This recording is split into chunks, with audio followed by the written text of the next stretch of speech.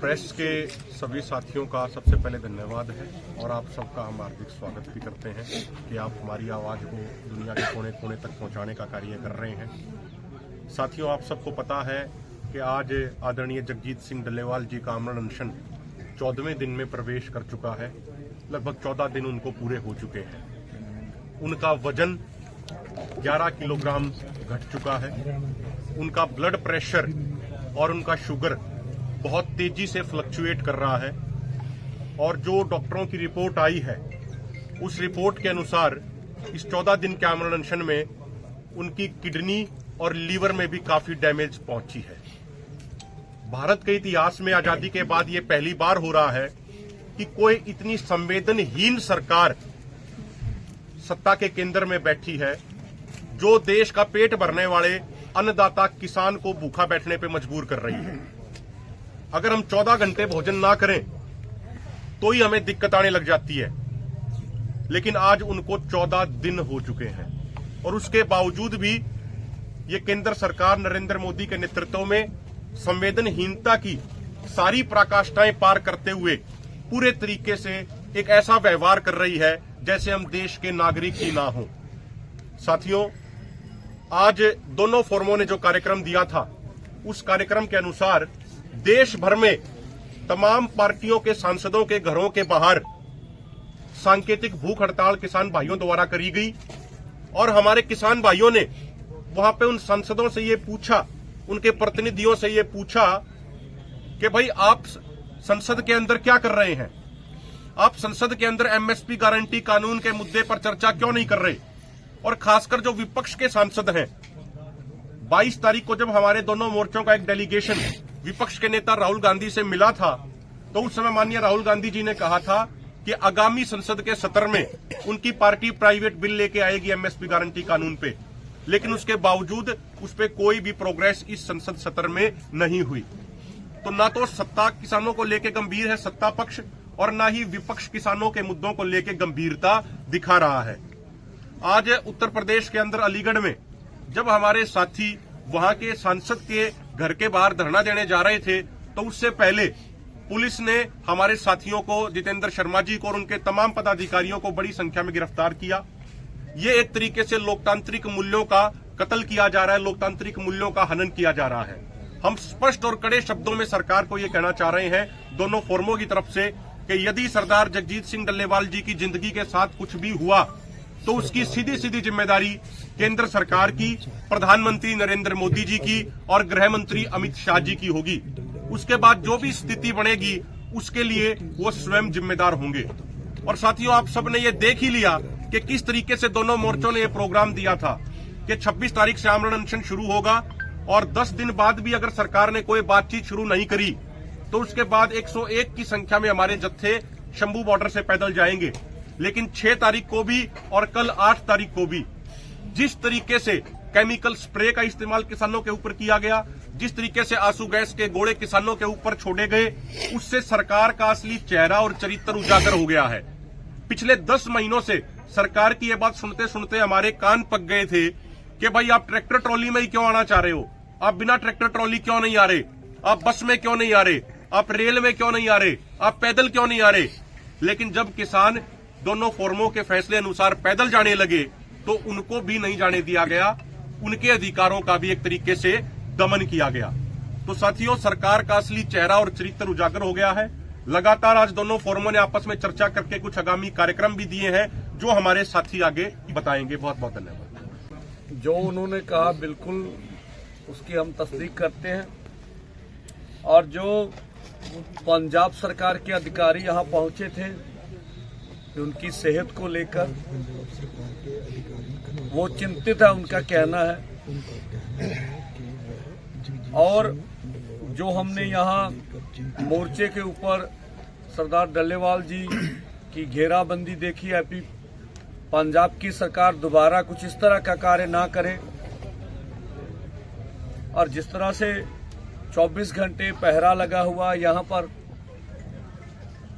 और ट्रॉलियों की बैरिकेडिंग है हमारी। हम कहते पंजाब सरकार अपना कार्य करे, केंद्र के ऊपर दबाव डाले अगर उनको फिक्र है। इधर दोबारा गलती ना दोहराए। अगर उनका दावा उनको किसी से कुछ लेना देना नहीं है, उनका ये कहना है कि हम किसी इंसान की जान बचाना चाहते हैं। आप किसी इंसान की जान बचाने के काम करने के लिए दूसरों की जान लेनी पड़ेगी, जितना इतना घेरा है। यहाँ किसानों मजदूरों को क्षति पहुंचाए बगैर आप कोई हाथ डाल लेंगे, ये अपनी दिमाग से निकाल दें, ऐसा नहीं होने देंगे।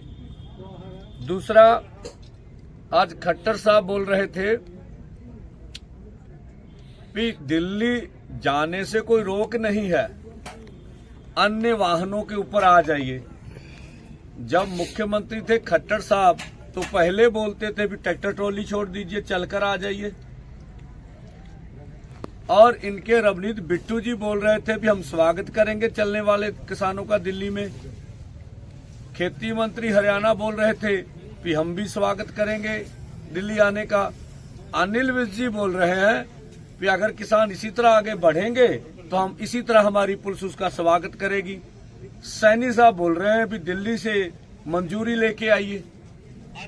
ये बातें तो भाजपा के राज्य के मंत्री हो या केंद्र के मंत्री हो, अपने आप में कंफ्यूज है कि आज कौन सा बयान देना, कल कौन सा बयान देना।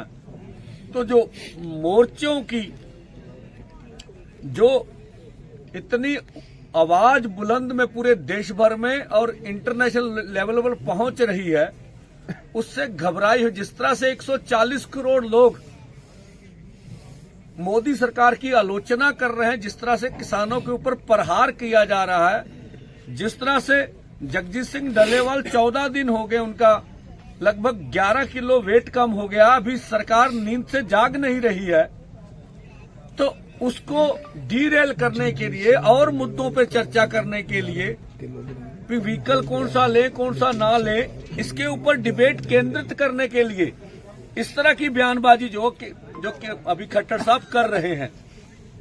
और जैसा पहले भी हमने बताया, सरकार ने आज कहा था कि हम शाम तक आपको स्पष्ट करेंगे। ठीक है, कल उसके बारे में दोनों फोरम विचार करके आगे का प्रोग्राम देंगे। मैं डल्लेवाल साहब से मिला हूं, उनकी कमिटमेंट पूरी है कि मेरी फिक्र मत करो, हम मांगे मनवाने तक इस अमर अनशन पर बैठेंगे। और पूरी दृढ़ता से वो अमर अनशन पर बैठे हुए हैं और किसान मजदूर को आह्वान करते हैं कि अधिक से अधिक मोर्चों में पहुंचो। हम भी आज आह्वान करते हैं कि ज्यादा से ज्यादा किसानों मजदूरों को, और जिस तरह से हम देख रहे हैं बहुत बड़ी तादाद में यहाँ किसान मजदूर हैं, खनौरी बॉर्डर पर पहुंचे और अपना मोर्चा जीतने की ओर हम आगे बढ़े। सुखजीत सिंह जी अगले कार्यक्रम बताएंगे। पत्रकार दोस्तों, जिस तरह पिछले 14 दिन तो ये गूंगी प्यारी सरकार जिहड़ी आ हाल तक अपनी नींद तो जाग नहीं रही, और जो मैडिकल रिपोर्टां तुहानूं साडे आगूआं दस्सियां ने उस नूं लैके साडे जिहड़े जथेबंदियां ने सारे ये फैसले किए ने कि कल खनौरी बॉर्डर ते कोई भी चुल्हा जिहड़ा वा सवेरे नहीं बालिया जाऊगा। अगर साडे आगू पिछले 14 दिन तो मरनवर ते बैठे हुए ने, कल खनौरी बॉर्डर ते कोई भी चुल्हा जिहड़ा वा वो नहीं बालिया जाऊगा खाना बनाउण वास्ते। और जिहड़ियां संस्थावां बाहरों खाना लैके लंगर लैके आ रही ने, उन्हां नूं जिहड़ा अज मना करता कि कल कोई भी लंगर जिहड़ा वा खनौरी बॉर्डर ते जिहड़ा वा वो नहीं होना चाहिए। उस तो अगे असी पूरे हिंदुस्तान के किसानां मजदूरां नूं ये आह्वान करते हैं कि अपने अपने धर्मस्थलों ते जो जगजीत सिंह डल्लेवाल की कुर्बानी नूं जो जिस ते बैठे हुए ने, और जो दोनों मोर्चों की जिहड़ी आ लड़ाई जिहड़ी आ केंद्र सरकार नाल चल रही आ, उन्होंने ध्यान च रखते हुए मोर्चे की जित वास्ते और जगजीत सिंह डल्लेवाल की सेहतयाबी वास्ते अपने अपने धर्मस्थल के उपर कल जिहड़ी आ वो अरदास बेनती जिहड़ी आ परसों जिहड़ी आ वो अरदास बेनती की जाऊगी। और ये दो प्रोग्राम जिहड़े आ दोनों मोर्चों ने मीटिंग करके फैसला किया वा, ये दो प्रोग्राम किए जाएंगे। उस तो अगले प्रोग्राम जिहड़े आ ਇਸ ਤੋਂ ਜ਼ਿਆਦਾ ਹੋਰ ਤਿੱਖੇ ਹੋਣਗੇ, ਉਹ ਵੀ ਤੁਹਾਨੂੰ ਆਉਣ ਵਾਲੇ ਦਿਨਾਂ 'ਚ ਦੱਸਿਆ ਜਾਊਗਾ। ਸਾਡੇ ਐਜੀਟੇਸ਼ਨ ਬਾਰੇ ਗੱਲਾਂ ਸਾਂਝੀਆਂ ਕੀਤੀਆਂ। ਜਿੱਥੋਂ ਤੱਕ ਦੱਲੇਵਾਲ ਸਾਹਿਬ ਦੇ ਮਰਨ ਵਰਤ ਦਾ ਸਵਾਲ ਹੈ, ਕਿਉਂਕਿ ਸਰਕਾਰ, ਕੇਂਦਰ ਦੀ ਸਰਕਾਰ, ਪੰਜਾਬ ਦੀ ਸਰਕਾਰ, ਹਰਿਆਣੇ ਦੀ ਸਰਕਾਰ ਘੇਸਲ ਮਾਰ ਚੁੱਕੀ ਹੈ। ਸਰਕਾਰਾਂ ਇੰਨੀਆਂ ਬੇਸ਼ਰਮ ਹੋ ਚੁੱਕੀਆਂ ਕਿ ਉਹਨਾਂ ਦੇ ਕਹਿਣੀ ਤੇ ਕਰਨੀ ਦੇ ਵਿੱਚ ਜ਼ਮੀਨ ਤੇ ਅਸਮਾਨ ਦਾ ਅੰਤਰ ਹੈ। ਇੱਕ ਪਾਸੇ ਸਾਡੇ ਸੰਭੂ ਬਾਰਡਰ ਤੇ ਸਾਡੇ 8 ਕਿੱਲਾਂ ਗੱਡੀਆਂ ਹੋਈਆਂ ਜਿੱਥੇ ਸਾਡੇ ਕਿਸਾਨ ਖੜੇ ਆ, ਇੰਨੀਆਂ ਤਿੱਖੀਆਂ ਕਿੱਲਾਂ ਹੈ, ਤੇ ਦੂਜੇ ਪਾਸੇ ਸਾਡੇ ਤੇ ਫੁੱਲ ਵਰਸਾਉਂਦੇ ਆ, ਤੇ ਫੁੱਲ ਕੈਮੀਕਲ ਵਾਲੇ ਫੁੱਲ ਵਰਸਾਉਣ ਤੇ ਨਾਲ ਦੀ ਨਾਲ ਸਾਡੇ ਤੇ ਅਥਰੂ ਗੈਸ ਦੇ ਗੋਲੇ ਤੇ ਸਿੱਧੀਆਂ ਗੋਲੀਆਂ ਚਲਾਉਂਦੇ ਆ।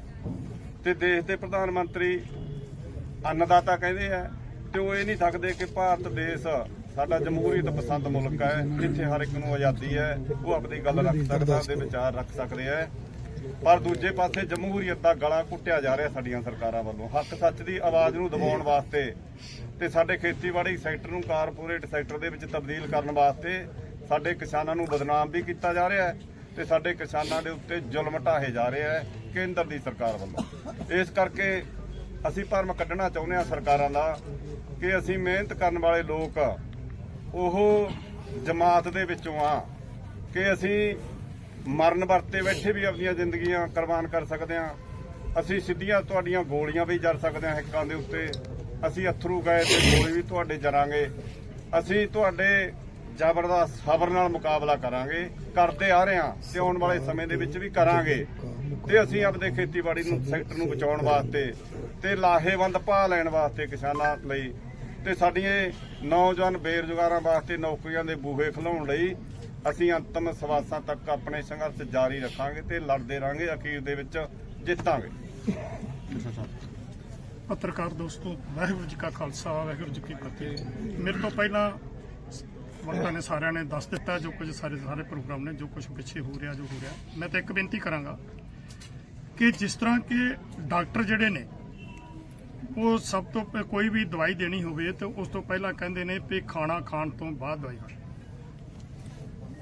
ਸਰਦਾਰ ਜਗਜੀਤ ਸਿੰਘ ਡੱਲੇਵਾਲ ਕਿਸਾਨੀ ਮੰਗਾਂ ਨੂੰ ਪੂਰਨ ਤੌਰ ਤੇ ਲਾਗੂ ਕਰਾਉਣ ਵਾਸਤੇ ਉਹ 26 ਤਰੀਕ ਤੋਂ ਜਿਹੜਾ ਉਹ ਮਰਨ ਵਰਤੇ ਬੈਠੇ, ਲੇਕਿਨ ਉਹਨਾਂ ਨੇ ਅੱਜ ਤੱਕ ਜਿਹੜਾ ਉਹ ਆਪਣੇ ਅੰਨ ਮੂੰਹ ਨੂੰ ਨਹੀਂ ਲਾਇਆ ਤੇ ਦਵਾਈ ਕੀ ਖਾਣੀ ਹੈ। ਜਿਹੜਾ ਇਨਸਾਨ ਕਿੰਨੀਆਂ ਦਵਾਈਆਂ ਪਹਿਲਾਂ ਖਾਂਦਾ ਸੀ ਉਹ ਕੋਈ ਵੀ ਦਵਾਈ ਨਹੀਂ ਖਾ ਰਿਹਾ। ਦਵਾਈ ਇਸ ਕਰਕੇ ਨਹੀਂ ਕਿ ਜਦੋਂ ਅੰਨ ਹੀ ਮੂੰਹ ਨੂੰ ਨਹੀਂ ਲਾਉਣਾ ਤੇ ਦਵਾਈ ਕਾਹਲੀ ਖਾਣੀ ਆ। ਫਿਰ ਦੂਸਰੀ ਗੱਲ ਉਹਨਾਂ ਦੀ ਇਹ ਆ ਵੀ ਦਵਾਈ ਤਾਂ ਮੈਂ ਤਾਂ ਹੀ ਖਾਣੀ ਆ ਨਾ ਵੀ ਜੇ ਮੈਂ ਜੀਵਤ ਰਹਿਣਾ। ਤੇ ਜਦੋਂ ਮੈਂ ਆਪਣੀਆਂ ਇਹ ਹੱਕੀ ਮੰਗਾਂ ਮਨਾਉਣ ਵਾਸਤੇ, ਪੂਰਨ ਤੌਰ ਤੇ ਮਨਾਉਣ ਵਾਸਤੇ ਜਿੰਨਾ ਚਿਰ ਨਹੀਂ ਮੰਨੀਆਂ ਜਾਂਦੀਆਂ ਉਹਨਾਂ ਚਿਰ ਨਾ ਮੈਂ ਦਵਾਈ ਖਾਣੀ ਆ ਤੇ ਨਾ ਹੀ ਮੈਂ ਕੋਈ ਅੰਨ ਆਪਣੇ ਮੂੰਹ ਨੂੰ ਲਾਉਣਾ। ਸੋ ਜਿਹੜੇ ਦੇਸ਼ ਦੇ ਆਪਣੇ ਆਪ ਨੂੰ ਹੁਕਮਰਾਨ ਕਹਾਉਂਦੇ ਨੇ, ਦੇਸ਼ ਦੇ ਵਾਹਿਦ ਮਾਲਕ ਕਹਾਉਂਦੇ ਨੇ, ਉਹ ਅੱਜ ਕਿਉਂ ਸੁੱਤੇ ਹੋਏ ਨੇ ਵੀ ਇੱਕ ਆਦਮੀ ਤਿਲ ਕੱਟ ਕੇ ਤੇ ਉਹ ਆਪਣੀ ਜ਼ਿੰਦਗੀ ਜਿਹੜੀ ਦੇ ਰਿਹਾ, ਔਰ ਮੰਗਾਂ ਵੀ ਉਹ ਨੇ ਜਿਹੜੀਆਂ ਉਹਨਾਂ ਨੇ ਮੰਨੀਆਂ ਹੋਈਆਂ ਨੇ। ਇੱਥੇ ਦੇਸ਼ ਦੇ ਲੋਕਾਂ ਨੂੰ ਵਿਚਾਰਨਾ ਚਾਹੀਦਾ। ਔਰ ਜੋ ਦੇਸ਼ ਦੇ ਉਪ ਰਾਸ਼ਟਰਪਤੀ ਜੀ ਮਤਲਬ ਕਿ ਜਿਹੜੇ ਇਹਨਾਂ ਨੂੰ ਝੰਜੋੜਿਆ ਹੈ, ਅੱਜ ਕੀ ਹੈ ਉਸ ਪਾਸੇ ਵੀ ਧਿਆਨ ਨਹੀਂ ਦਿੱਤਾ ਜਾ ਰਿਹਾ। ਆਪਣੀਆਂ ਨਾ ਮੰਨੀਆਂ ਹੋਈਆਂ ਮੰਗਾਂ ਨਾ ਕਿਸੇ ਵੱਲ, ਨਾ ਮਾਨਯੋਗ ਸੁਪਰੀਮ ਕੋਰਟ ਵੱਲੋਂ ਜਿਹੜੇ ਉਹਨਾਂ ਨੂੰ ਹਦਾਇਤ ਕੀਤੀ ਜਾ ਰਹੀ ਹੈ, ਨਾ ਉਹ ਤੇ ਧਿਆਨ ਹੈ। ਸੁਪਰੀਮ ਕੋਰਟ ਵੱਲੋਂ ਜਿਹੜੀ ਨਿਯਤ ਕੀਤੀ ਕਮੇਟੀ ਹੈ ਉਹ ਤੇ ਵੀ ਕੋਈ ਧਿਆਨ ਨਹੀਂ ਦਿੱਤਾ ਜਾ ਰਿਹਾ, ਨਾ ਉਪ ਰਾਸ਼ਟਰਪਤੀ ਨਾ ਆਪਣੀਆਂ ਮੰਗਾਂ। ਸੋ ਉਧਰ ਧਿਆਨ ਦੇਣ ਦੀ ਉਹਨਾਂ ਨੂੰ ਲੋੜ ਹੈ। ਤੇ ਇਹਦੇ ਨਾਲ ਮੈਂ ਦੇਸ਼ ਦੇ ਸਮੁੱਚੇ ਲੋਕਾਂ ਨੂੰ, ਖਾਸ ਕਰਕੇ ਕਿਸਾਨਾਂ, ਮਜ਼ਦੂਰਾਂ, ਸਾਰੇ ਹੀ ਲੋਕਾਂ ਨੂੰ ਜਿਹੜੇ ਕਾਰਪੋਰੇਟ ਨੂੰ ਛੱਡ ਕੇ ਉਹਨਾਂ ਨੂੰ ਬੇਨਤੀ ਕਰਾਂਗਾ ਕਿ ਆਓ ਇਸ ਟਾਈਮ ਤੇ ਹੁਣ ਵਕਤ ਹੈ ਕਿ ਸਰਦਾਰ ਜਗਜੀਤ ਸਿੰਘ ਦੀ ਜਿਹੜੀ ਇਸ ਟਾਈਮ ਤੇ ਜਿਹੜੀ ਸਥਿਤੀ ਹੈ ਉਹ ਬਹੁਤ ਚਿੰਤਾਜਨਕ ਹੈ ਤੇ ਸਾਨੂੰ ਇੱਥੇ ਵੱਧ ਤੋਂ ਵੱਧ ਜਿਹੜਾ ਉਹ ਮੋਰਚੇ ਦੇ ਵਿੱਚ ਸਹਿਯੋਗ ਦੇਣਾ ਚਾਹੀਦਾ। ਵਾਹਿਗੁਰੂ ਜੀ ਕਾ ਖਾਲਸਾ, ਵਾਹਿਗੁਰੂ ਜੀ ਕੀ ਫਤਿਹ। साथियों ने पूछा था कि जो रोजाना 12 से 2 बजे तक डल्लेवाल साहब लगभग शाम तक ही स्टेज पे रहते थे, आज वो क्यों नहीं आए। तो उसको हम स्पष्ट कर दें कि उनकी तबीयत काफी ज्यादा खराब है और जिस तरीके से पिछले 1-2 दिनों में कुछ रिपोर्ट्स आई हैं कि किडनी में और लीवर में बहुत ज्यादा डैमेज हो रही है, तो उसकी वजह से वो काफी कमजोरी महसूस कर रहे हैं। वजन भी उनका 11 किलो घट गया। आज इसीलिए वो स्टेज पे नहीं आए क्योंकि उनकी तबीयत बहुत ज्यादा नाजुक।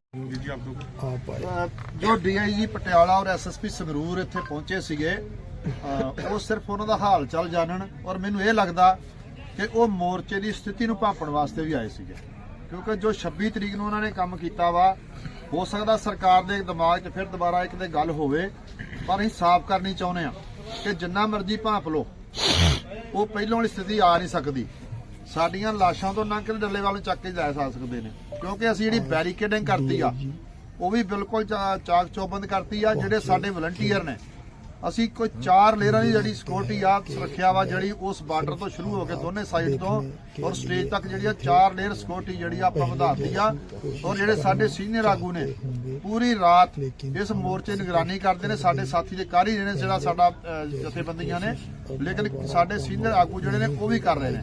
ਮੈਂ ਕਹਿਣਾ ਚਾਹੁੰਦਾ ਕਿ ਸਰਕਾਰ ਪਤਾ ਲੈਣ ਦੇ ਸਿਹਤ ਦਾ ਪਤਾ ਕਰਨ ਦੇ ਬਹਾਨੇ ਸਾਡੇ ਮੋਰਚੇ ਸਥਿਤੀ ਨੂੰ ਭਾਂਪ ਕੇ ਕੋਈ ਇਹੋ ਜਿਹਾ ਕਦਮ ਚੁੱਕਣ ਦੀ ਕੋਸ਼ਿਸ਼ ਨਾ ਕਰੇ, नहीं तो ਉਹਦੇ ਨਤੀਜੇ ਉਹਨੂੰ ਭੁਗਤਣੇ ਪੈਣਗੇ। देखिए, इसके बारे में शाम तक कल इसके बारे में दोनों को मैं ऐलान करेंगे। आज तक हम सरकार को देखेंगे क्या बोलती क्या नहीं बोलती। पानीपत डबल इंजन की सरकार एमएसपी पर फसलें खरीद रही है, 14,000 करोड़ रुपए किसानों को दिए। देखिए, मुझे लगता, मैंने सुबह भी बोला था, भी जो फसलें उन्होंने खरीदी हैं वो 24 फसलों का नाम लेते, 23 का तो भाई हमने सुना CACP उसके ऊपर MSP का ऐलान करती, 24वीं कौन सी बोलते हमें भी मालूम नहीं है। तो अगर उन्होंने धान और गेहूं के अलावा दूसरी फसलें खरीदी हैं MSP तो उसका ब्यौरा तो देना चाहिए ना। प्रधानमंत्री जी भी देश के साथ असत्य बोल रहे हैं। उन्होंने 8 करोड़ एक और दिया, वो आंकड़े बता रहे थे इस बात में। देखो, मैं आपको एक चीज स्पष्ट कर दूं, अगर आंकड़ों की ही बात की जाए तो आज जो वर्तमान में कृषि मंत्री हैं, अगर उन्हीं के स्टेट की बात कर लें, सरकार की बात कर लें, अभी हालिया समय में सोयाबीन की खरीद को लेकर मध्य प्रदेश में बड़ा आंदोलन, हजारों लोग सड़कों पे उतरे, ट्रैक्टरों के साथ उतरे। उसके बाद जब मध्य प्रदेश की सरकार ने, वहां भी बीजेपी की सरकार है, उसने केंद्रीय कृषि मंत्री और केंद्रीय मंत्रिमंडल को यह सिफारिश भेजी कि आप कम से कम 40% प्रोडक्शन का 40% आप MSP पे खरीद लीजिए। तो उसके जवाब में केंद्र सरकार ने रिप्लाई किया कि 40% आप नहीं खरीद सकते, मात्र 20% ही खरीद पाएंगे।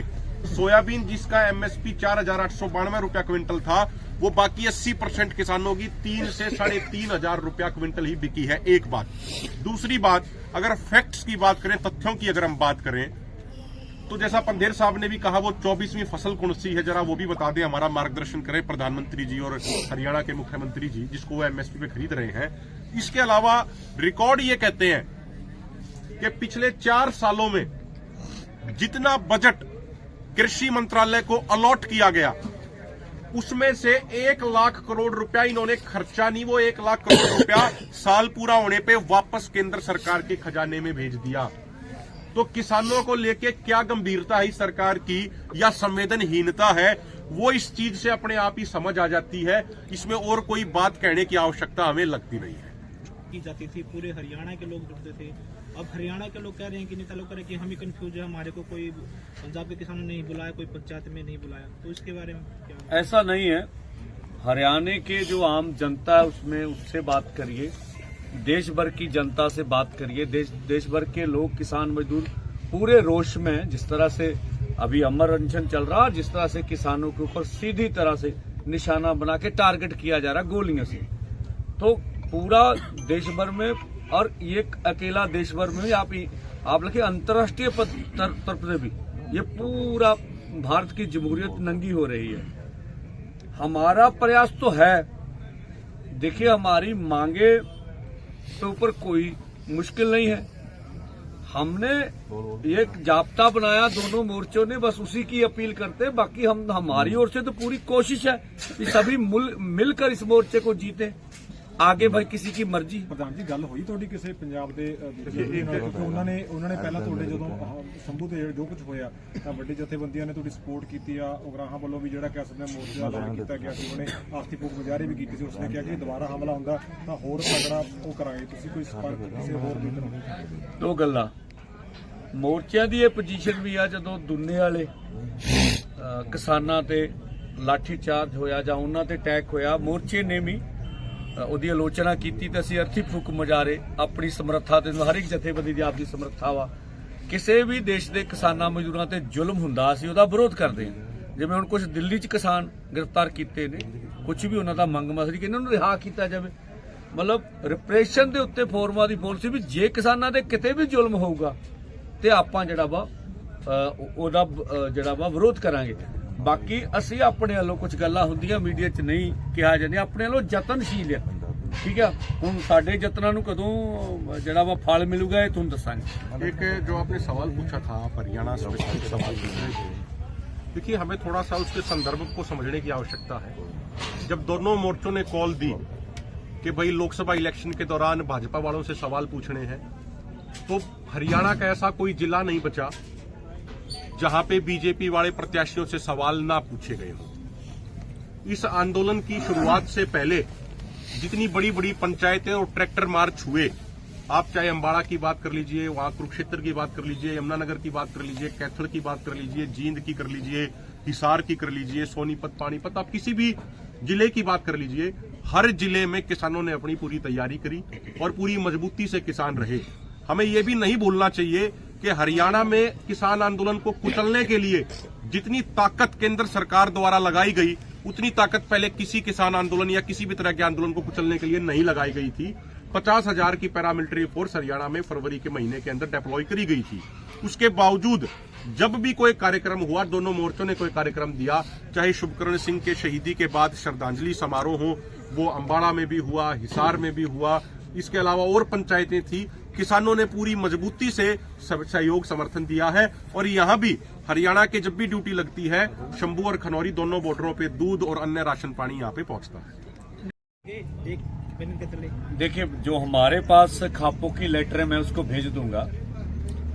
उन्होंने जो कहा भी पहले हमने जो धरने लगाए थे इसलिए उठा ले, एक तो इलेक्शन आ गई और सभी को बोला गया था भाई इकट्ठे होइए, मैं आपको चिट्ठी भेज दूंगा।